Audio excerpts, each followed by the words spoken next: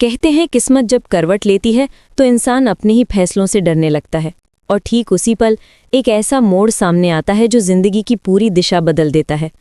आज की इस कहानी में भी कुछ ऐसा ही हुआ, जहां सपनों, डर, प्यार और जिम्मेदारियों की टकराहट ने सब कुछ हिलाकर रख दिया। तुम्हारी खुशी से बड़ा मेरे लिए कुछ नहीं है, यही बात मैं अपने दिल में बार बार दोहराती रही, लेकिन इसे जोर से कह पाने की हिम्मत शायद आज भी नहीं जुटा पाई।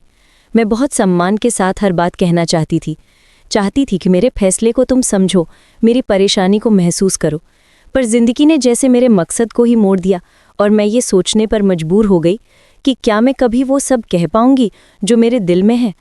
लेकिन कहानी यहाँ से और उलझती चली गई, क्योंकि अचानक मैनेजमेंट ने एक ऐसा फैसला ले लिया जिसने सबको हिलाकर रख दिया। उन्होंने तय किया कि वे अब अनूप और राज का बिजनेस नहीं संभालेंगे, और ये सुनते ही जैसे माहौल में एक भारी खामोशी फैल गई। मैंने उनसे कहा कि चाहे आप अपनी पोजीशन देख लो, अपनी मजबूरियां समझ लो, लेकिन हम आपकी कंपनी में अब काम नहीं करेंगे। इन शब्दों के साथ ही जैसे मेरे जीवन का एक दरवाज़ा बंद हुआ और दूसरे दरवाजे की चरमराहट सुनाई देने लगी। तुमने कहा था कि ये फैसला ही तुम्हारी हर तकलीफ का समाधान है, बस इससे अलग मत होना। और मैं भी चाहती थी सब ठीक हो जाए, पर वक्त जैसे मेरे खिलाफ था। इसी दौरान हमारे सीरियल जैसी जिंदगी में तुमसे तुम तक एक ऐसा धमाकेदार मोड़ लेकर आया जिसे मैं चाहकर भी रोक नहीं पाई। मैं यानी अनु ने मजबूरी में दूसरी जॉब पकड़ ली, और जब मैंने ये बात आर्या को बताई तो मैंने सोचा वो नाराज़ होगा, मुझ पर चिल्लाएगा, या कम से कम ये तो पूछेगा कि क्यों किया मैंने ऐसा। लेकिन उसकी शांत आंखों में मैंने जो देखा उसने मेरी सोच को ही बदल दिया। उसने कहा, ठीक है, तुम्हारा फैसला मुझे मंजूर है। ये सुनकर मेरे अंदर जैसे तूफान उठ गया। मैं चाहती थी कि वो कुछ कहे, कुछ रोके, कुछ पूछे, पर वो चुप रहा। मैंने पूछा, सर आप भी तो कुछ कहना चाहते थे। उसने मेरी तरफ देखा, फिर बहुत धीमी आवाज़ में बोला, ना ये सही जगह है और ना सही समय, मैं अभी नहीं कहूँगा, थोड़ा और इंतज़ार करूँगा। ये कहकर वो चला गया और मैं उसे जाते हुए बस देखती रह गई। उस रात मुझे नींद नहीं आई, सोचती रही आखिर वो कहना क्या चाहता था, क्यों रुका, क्यों नहीं बताया। पर कहानी यहाँ ख़त्म नहीं हुई थी। उसी शाम जब वो घर पहुंचा, उसके दिल में एक नई उम्मीद जागी। उसने ठान लिया कि वो मुझे राजनंदिनी साड़ी का हेड बनाएगा, मेरी मेहनत को एक बड़ा मुकाम देगा। उसने ये बात गोपाल जी से कही, लेकिन गोपाल जी ने साफ साफ इनकार कर दिया। उन्होंने कहा कि नहीं, तुम चाहे उसे कुछ भी बना लो, लेकिन वो तुम्हारे ऑफिस में काम नहीं करेगी। मैं ये सब नहीं जानती थी, लेकिन बाद में पता चला कि इस जिद के पीछे भी उनकी एक वजह थी। वो मुझे बचाना चाहते थे, मुझे परेशानियों से दूर रखना चाहते थे। फिर अचानक उन्हें देव की दी हुई वो राजनंदिनी साड़ी याद आ गई, वही साड़ी जो मानो मेरे भाग्य का पन्ना थी, और उसी साड़ी ने सब बदल दिया।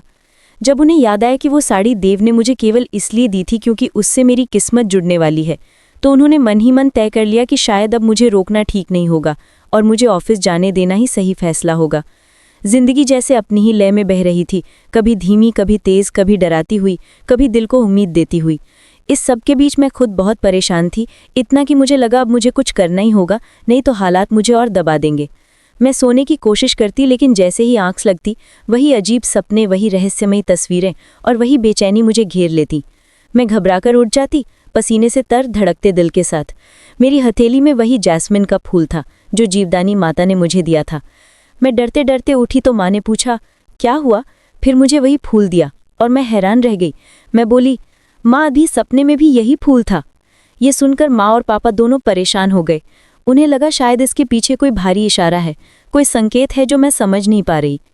उन्होंने फैसला किया कि वे सुबह होते ही आपे के मंदिर जाएंगे, शायद वहाँ से कोई समाधान मिले, शायद वहाँ हमारा रास्ता साफ हो जाए। अगले दिन सुबह में उठी और जाने से पहले पापा ने मुझसे कहा कि उन्होंने मेरी नौकरी के लिए किसी से बात की है और मुझे उनसे मिलना चाहिए। मैंने मन में सोचा कि मुझे नौकरी करनी ही नहीं, पर मिलने से क्या बिगड़ेगा, शायद मैं मना कर दूं, शायद कोई और रास्ता मिल जाए। उधर माँ पापा मंदिर चले गए और मैं नौकरी की बात सोचकर उलझन में थी। मंदिर में वो बहुत परेशान होकर पहुंचे थे, क्योंकि उन्हें ये सब समझ नहीं आ रहा था कि फूल सपने में क्यों आ रहा है, क्यों मेरे साथ ऐसा हो रहा है और इसका मेरी जिंदगी से क्या संबंध है। इसी बीच आर्या की माँ भी सुबह घर से निकल गई थी, और जब आर्या उठा तो उसने अपने भाई से पूछा कि माँ कहाँ गई है। भाई ने बताया कि वो भी आपे के मंदिर गई हैं। जैसे किस्मत हमें अलग अलग रास्तों से घुमाकर एक ही जगह लाती है, ठीक वैसे ही हमारे माता पिता और आर्या की माँ तीसरी बार एक ही मंदिर में एक साथ पहुंच गए। वहां देव भी पहुंचे और उन्होंने उनके हाथ एक दूसरे से मिला दिए, जैसे ये सब पहले से तय था, जैसे ऊपर वाला हमारे कदमों की बोर खुद खींच रहा हो। आर्या की माँ ने जो साड़ी दी थी वही साड़ी देव ने अनु के मम्मी पापा को दे दी, और जैसे ही अनु के पापा ने उसे देखा उन्हें तुरंत पहचान हो गई। ये वही राजनंदिनी साड़ी थी। ऐसा लग रहा था जैसे कोई अदृश्य धागा हमारी जिंदगियों को आपस में जोड़ रहा हो।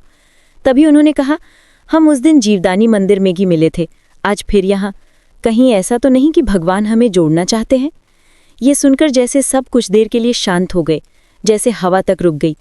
उधर आर्य घर से निकल पड़ा था, दिल में एक ही बात लिए कि वो मुझे अंगूठी पहनाएगा, अपने दिल की बात कहेगा। शायद उसी पल वो समझा कि अगर उसने इससे ज़्यादा देर की तो मैं उससे और दूर चली जाऊंगी। उधर मैं भी अपनी नई नौकरी की बात उसे बताने के लिए तैयार थी। मैं सोच रही थी कि उसका दिल टूटेगा, लेकिन सच बताना ज़रूरी है। मैं दिमाग में बार बार वही सोचती, शायद दर्द होगा लेकिन सब ठीक हो जाएगा। कहानी यहाँ अपने सबसे बड़े मोड़ पर खड़ी थी। राजनंदिनी साड़ी की वजह से मैं फिर से उसी ऑफिस लौटने वाली थी जिसे छोड़ने का फैसला मैंने कल ही किया था। किस्मत जैसे मुझे बार बार उसी जगह खींच रही थी, आर्य के पास, उसी राह की तरफ। मैं सोचती, क्या सच में हमारी राहें अब एक होने वाली है? क्या ये सब इशारा है कि कहानी अब अपना नया अध्याय लिखने वाली है? और यहीं इसी मोड़ पर कहानी और भी रोमांचक हो जाती है। और दोस्तों, यदि आपको ऐसी कहानी पसंद आ रही है तो इसे मिस ना करें। हमारी अगली किस्त में सब खुलकर सामने आएगा, इसलिए अभी के अभी फॉलो करना ना भूलें ताकि आप अगला भाग सबसे पहले पढ़ सकें। कहानी वहीं से आगे बढ़ती है जहां किस्मत ने सभी को एक ही दिशा में धकेल दिया था, जैसे किसी अदृश्य शक्ति ने हर रास्ते को एक केंद्र पर लाकर रोक दिया हो। मंदिर में जब अनु के माता पिता, आर्या की माँ और देव एक साथ खड़े थे, हवा में एक अजीब सी खामोशी थी, जैसे सबकी धड़कनें एक साथ रुक गई हों। उस राजनंदिनी साड़ी ने एक पल में कई छुपे हुए कनेक्शन खोल दिए थे, और अनु के पापा ने जब उसे गौर से देखा तो उन्हें समझ आ गया कि ये कोई सामान्य चीज़ नहीं, बल्कि एक संकेत है, एक दिशा जो शायद उनकी बेटी की जिंदगी को नई शुरुआत देने वाली है। देव मुस्कुराया, मानो उसे पहले से पता था कि ये सब ऐसे ही जुड़ने वाला है। उसने कहा कि कभी कभी भगवान अपने तरीके से रास्ते बनाते हैं और हम उन रास्तों को समझ नहीं पाते। उसी पल अनु के माता पिता को भी एहसास हुआ कि शायद उनकी बेटी के लिए वही रास्ता सही है जहां किस्मत बार बार उसे खींच कर ले जा रही है। वहीं आर्या की माँ ने धीरे से कहा कि उन्हें भी ऐसा लग रहा है कि ये सब यूं ही नहीं हो रहा।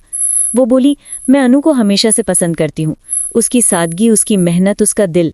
वो सिर्फ एक कर्मचारी नहीं बल्कि एक अच्छी इंसान है, और अच्छी इंसान को भगवान हमेशा किसी अच्छे मकसद से ही जोड़ते हैं। उनके शब्द हवा में घुलते गए और मंदिर की घंटियों की आवाज़ जैसे उन्हें और पवित्र बना रही थी। उधर आर्य पहले ही घर से निकल चुका था। उसके हाथ में छोटी सी अंगूठी थी, दिल में बड़ी सी बेचैनी और आंखों में उम्मीद का सागर। वो हर रास्ते पर यही सोचता रहा कि क्या अनु उसका इंतजार करेगी, क्या वो उसके शब्दों को समझ पाएगी, क्या इसे वो अपनी मजबूरी मानेगी या उसके दिल की सच्चाई। हर ट्रैफिक सिग्नल पर, हर मोड़ पर, हर सांस के साथ वो और बेचैन हो रहा था। बार बार उसकी यादों में वो पल घूम रहा था जब अनु ने कहा था कि वो दूसरी नौकरी कर रही है। उस पल उसका दिल थोड़ी देर के लिए रुक सा गया था, पर उसने अपने चेहरे पर वो दर्द आने नहीं दिया। उसने अनु के फैसले को सम्मान दिया, पर उसके दिल में प्यार की लहर उठ चुकी थी जिसे वो अब और नहीं रोक सकता था। रास्ते भर वो खुद से कहता रहा, आज नहीं तो कभी नहीं, आज मैं उसे सब बताऊंगा, आज मैं उससे कहूंगा कि वो सिर्फ मेरी कर्मचारी नहीं, मेरे लिए उससे कहीं ज्यादा जरूरी है। इधर अनु भी अपने ही विचारों में उलझी हुई थी। उसने सोच लिया था कि वो आर्य को बता देगी कि उसने जॉब ले ली है और वो उसके ऑफिस में वापस नहीं जाएगी। वो सोच रही थी कि शायद आर्य समझ जाएगा, शायद वो कुछ नहीं कहेगा, शायद हंसी में टाल देगा। लेकिन फिर दिल में एक अजीब सा दर्द भी उठता था। क्या वो वाकई हंस देगा? क्या उसकी आंखों में दर्द नहीं होगा? क्या वो निराश नहीं होगा? क्या वो चुपचाप उसे जाने देगा? अनु जानती थी कि आर्या की चुप्पी हमेशा उसके मन की गहराई को छुपा लेती है। वो कभी दिखाता नहीं था कि वो क्या महसूस करता है, पर उसके हाव भाव, उसकी आंखें, उसकी बातें हमेशा उस सच्चाई का इशारा कर देती थी जिसे वो खुद भी स्वीकारने में कतराता था। अनु के मन में ये भी चल रहा था कि शायद उसने जल्दबाजी कर दी, शायद उसे आर्य से पहले बात करनी चाहिए थी, शायद उसे इस फैसले से पहले एक बार सोचना चाहिए था। पर अब वो सोचकर भी क्या करती? अब नौकरी का ऑफर उसके हाथ में था और उसका खुद पर भरोसा कह रहा था कि उसे अपने पैरों पर खड़ा होना चाहिए। इसी उधेड़-बुन में वो घर से निकली और चलते हुए उसे बार बार वो सपना याद आ रहा था। वही फूल, वही मंदिर, वही अजीब सा संदेश जो मानो उसके भविष्य पर एक छाया बनकर मंडरा रहा था। वो सोच रही थी कि क्या ये सब उसे वापस उसी दिशा में धकेल रहा है जहां जाने से वो खुद डर रही है, या ये उसकी जिंदगी का नया मोड़ है जिसे वो अभी समझ नहीं पा रही। दूसरी ओर मंदिर के बाहर जब अनु के माता पिता निकले, उनके चेहरों पर पहले की तुलना में एक अजीब सी सुकून था, जैसे उन्हें समझ आ गया हो कि अनु के जीवन में जो कुछ भी हो रहा है उसका एक मकसद है। माँ ने पापा से कहा, हो सकता है भगवान चाहते हो कि अनु की राह वहीं जाए जहां उसकी खुशियां छिपी हैं। पापा ने भी शांत आवाज में कहा, हाँ, शायद हमें अब रोकना नहीं चाहिए। अगर किस्मत उसे वहीं ले जा रही है तो शायद वही सही जगह है। दोनों वापस घर जाने लगे, लेकिन उनके कदमों से ज्यादा उनके दिल में बदलाव आ चुका था। उसी समय आर्या की माँ ने देव से कहा कि उन्हें लग रहा है कि कोई बड़ा बदलाव होने वाला है। देव ने मुस्कुराते हुए कहा, परिवर्तन हमेशा अच्छे के लिए होता है, चिंतित मत हो। और ये कहकर वो मंदिर के अंदर दोबारा चला गया। उधर आर्या आधे रास्ते पर ही था कि उसे अचानक लगा शायद अनु पहले ऑफिस पहुंच जाएगी। उसने गाड़ी तेज कर दी। उसकी हथेलियां पसीने से भीगी हुई थी। वो बार बार जेब में पड़ी अंगूठी को छूता था, जैसे खुद को यकीन दिला रहा हो कि आज वो कुछ बड़ा करने जा रहा है। उसकी आंखों के सामने अनु का चेहरा घूमता रहा, उसकी हंसी, उसकी झुंझुलाहट, उसका तुनक मिजाज।